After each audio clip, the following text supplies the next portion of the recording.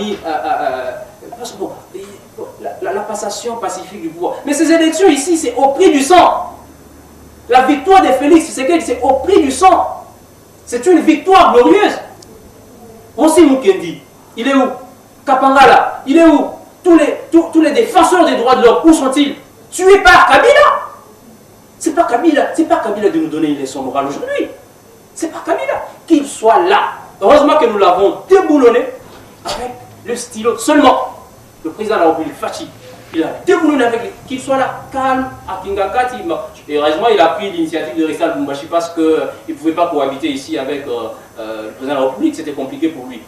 Qu'il soit là, qu'il regarde maintenant avec le gouvernement Samuel Condé, comment est-ce que la politique générale du gouvernement de la République sera managée.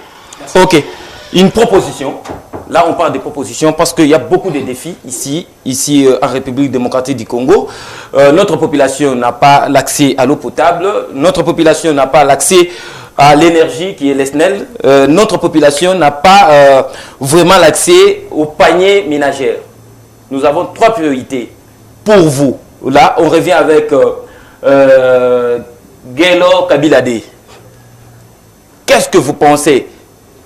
Quel message donnez-vous au Premier ministre concernant le social du peuple congolais? Parce que nous parlons de l'eau potable, on parle de l'énergie et du panier aussi de la ménagère. Monsieur le journaliste, vous regardez l'attitude que j'affiche, seulement que je suis un peu fort de retenir mes larmes. Merci.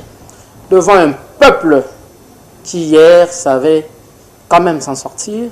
Mais aujourd'hui, voyez, hein, le 2 ans du président Félix a regorgé les 60 ans de l'indépendance de ce pays. Depuis que nous avons accédé à l'indépendance de notre pays. 2 ans. Mais la personne qui a fait 18 ans, vous avez fait 18 ans.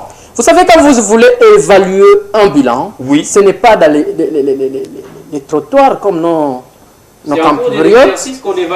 Je croyais qu'il avait de l'éducation politique. Dommage qu'il rechute sur la même bêtise que lui avait traité. Alors, il est le plus mal éduqué politiquement. Donc, il a rechuté. C'est que lui-même a condamné. Alors, je disais, vous savez, dans un parti politique, il faut former des militants.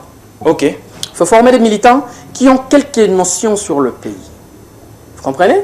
Il ne faut pas nous former des gens qui viennent sous les arbres en train de dire du n'importe quoi. Parlons du social. Je suis en train de venir, oui, je suis en train de venir là. Pourquoi je dis ça? Écoutez-moi, monsieur.